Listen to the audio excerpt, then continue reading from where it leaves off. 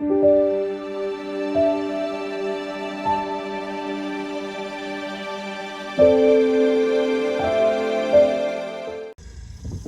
back to the channel. I haven't done a video like this for a long time, talking about stuff. This is not an instructional video. This is an informational video. I fly out of VKX, which is inside the Washington, D.C. Flight Restriction Zone, FRZ, or freeze.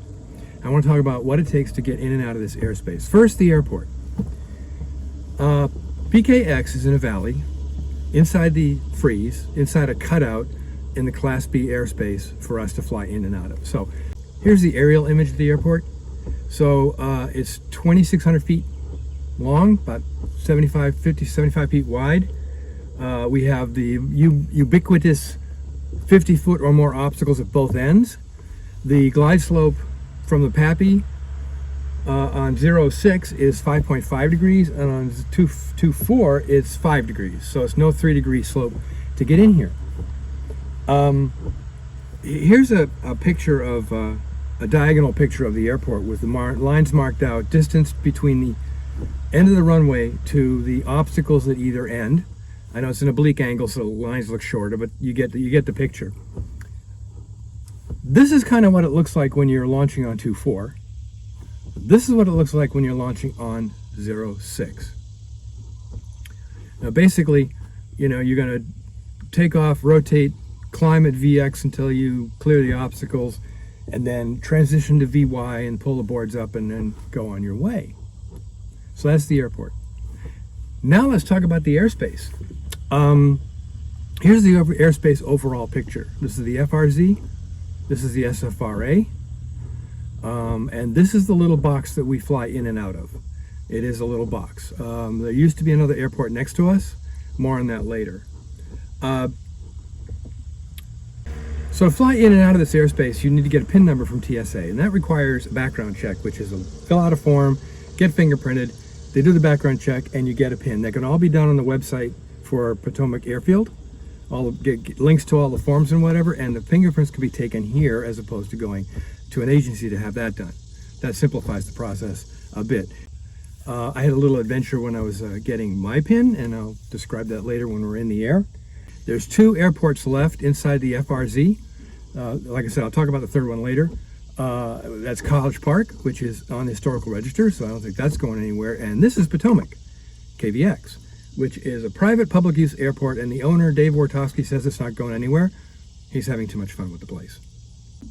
So when you're ready to go somewhere, to leave and go somewhere, you have to call on the phone to file your flight plan, and later call on the phone to get your squawk, and that can be a couple of minutes apart.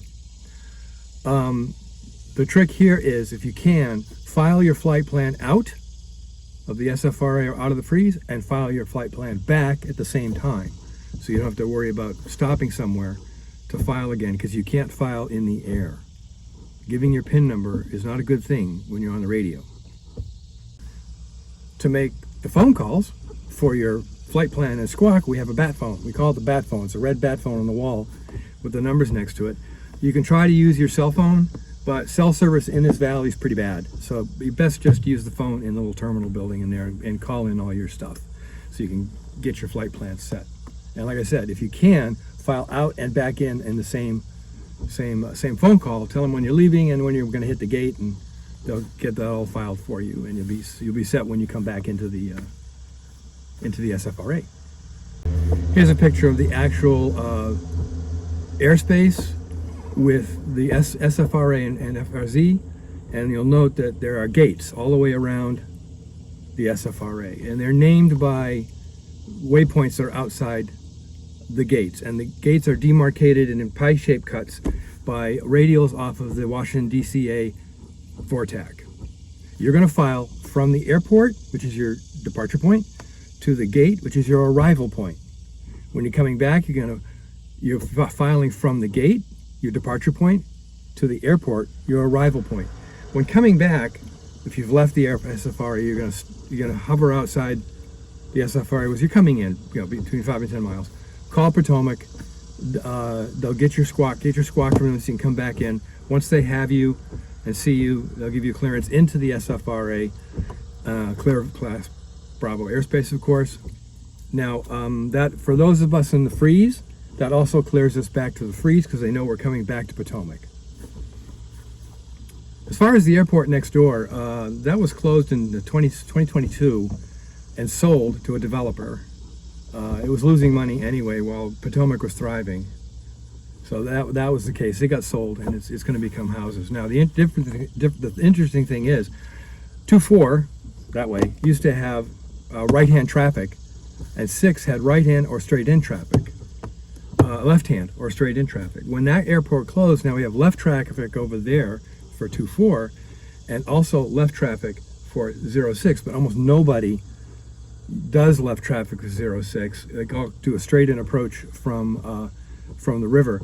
My previous video is actually doing that, coming in from the Carroll waypoint on the RNAV approach to straight into 0-6. So that's what we do there. So that's the basics on how to fly in and out of here. If you're based here, of course, your plane has to be registered. You know, they have the information on your airplane, whatever. One last thing, as you probably surmised, you must have ADS-B out to fly in and out of this airspace. Inside Mode C Vail, you're supposed to have ADS-B, but when you're flying into the SFRA, especially the freeze, you need to have ADS-B out. Now, there are some myths, outright lies, and misinformation about this airspace. I'll try to dispel those. In flight, I'll tell you some of the crazier stories I've gotten, and basically how it works. It's really no different than anywhere else. The only difference is getting your PIN number and filing on the ground. Everything else is pretty much the same. Oh, in the SFRA, you can file electronically, but you still have to get your squawk on the ground. Now, with that little information overload, I'm going to go file my flight plan, and let's go mitigate some risk and manage some energy. Potomac traffic 32592 departing 24, departing southeast.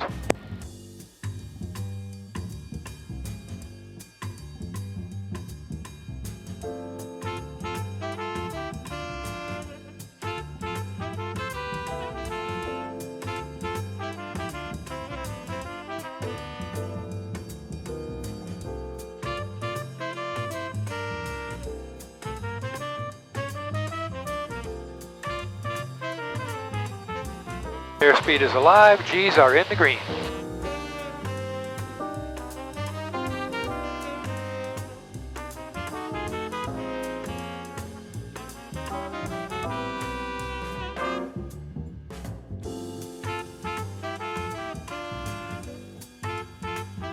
Approach Cherokee November 32592 with you at 1000. Cherokee 32592, Potomac transponder 0.3032. Proceed on course, remain outside of Bravo. 3032, outside of Bravo 592. Thank you, sir. So you'll notice it was transponder observed, proceed on course. That's how it's done here. Over 592, outside the SFRA, squawk VFR, changes approved. Have a good day. 592, squawk VFR, change approved. Have a great day. See you in the back. See you on the way back.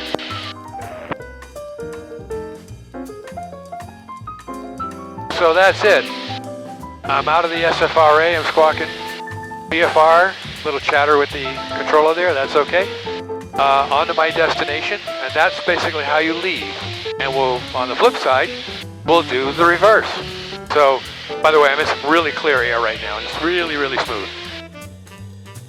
So, not such a big deal, is it? So, let's talk about my adventure getting my PIN number. So, when I was getting my credentials for Potomac, I was still working. I'm retired now, and I was working for DoD, specifically the Navy.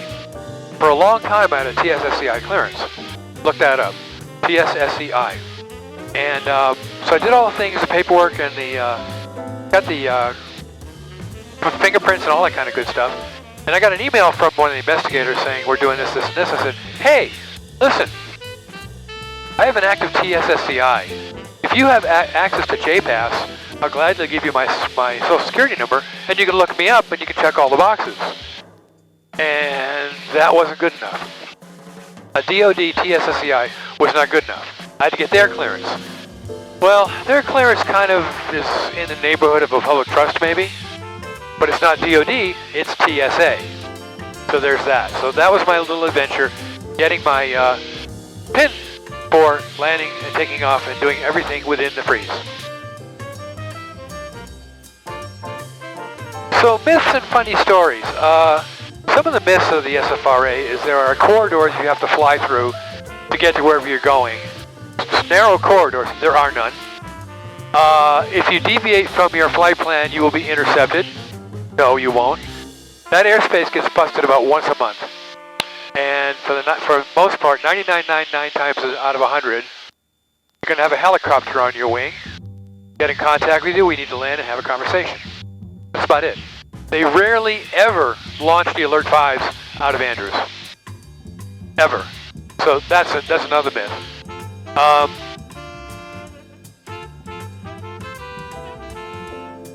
As I said earlier, it's not much more than taking off and landing in any busy airspace. You're going to file a flight plan to get a squawk. Here you do that on the ground. Everywhere else, you file on the ground to get your squawk in the air. What I will say, and this is advice here, do not squawk 1200 inside that airspace. Just don't. You will have a helicopter on your wing. It'll either be a Customs helicopter, a Coast Guard helicopter, maybe one of the Air Force helicopters. We got bases all around us that handle this stuff.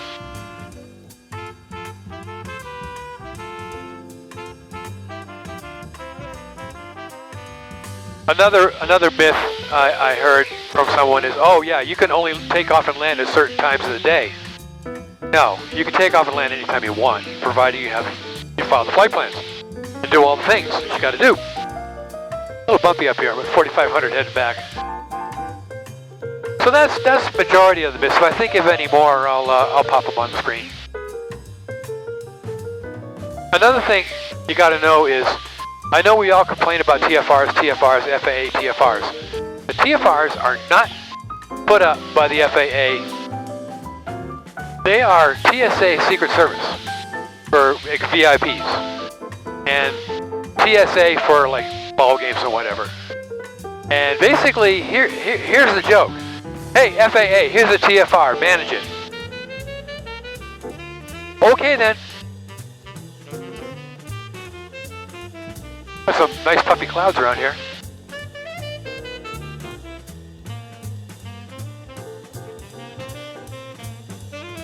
Another one of those myths is when you file your flight plan and launch, and they acknowledge you and activate your flight plan, you have a limited amount of time to go to where you're going. No. These flight plans are good for 2 hours.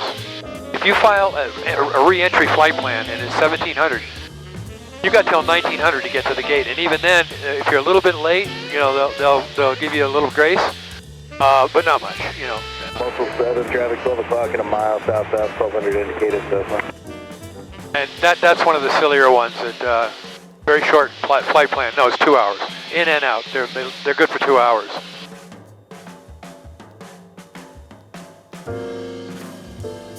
I'm listening to Stevie Ray Vaughan. Okay, so now I'm approaching my check-in at Wino Gate for my entry into the SFRA and the freeze. And I'm going to contact them in a minute and you'll see how that goes.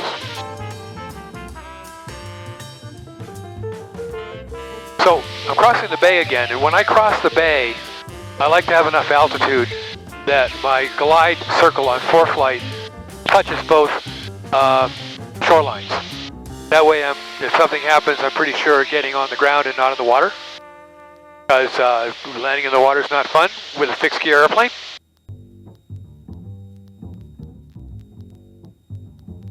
Good afternoon, approach Cherokee November 32592. 32592, squawk 4660, and what's your location? 4660, and I'm just north of Queens.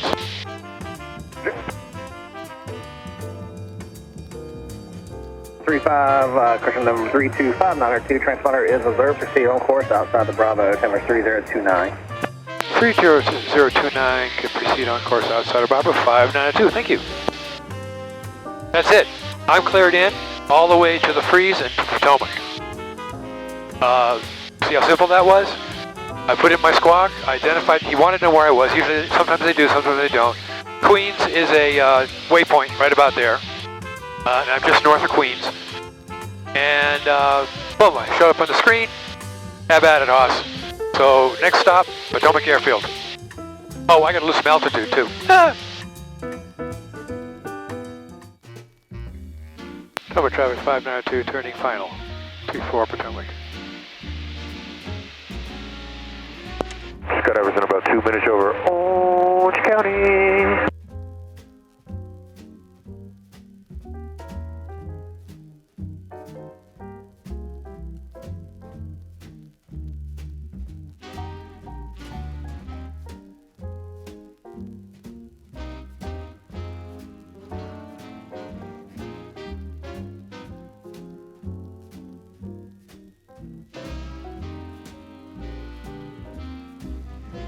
Those grids on either side of the landing zone there, if you ever served on an aircraft carrier flight deck, you know what those are all about. Thank you very much, Snort.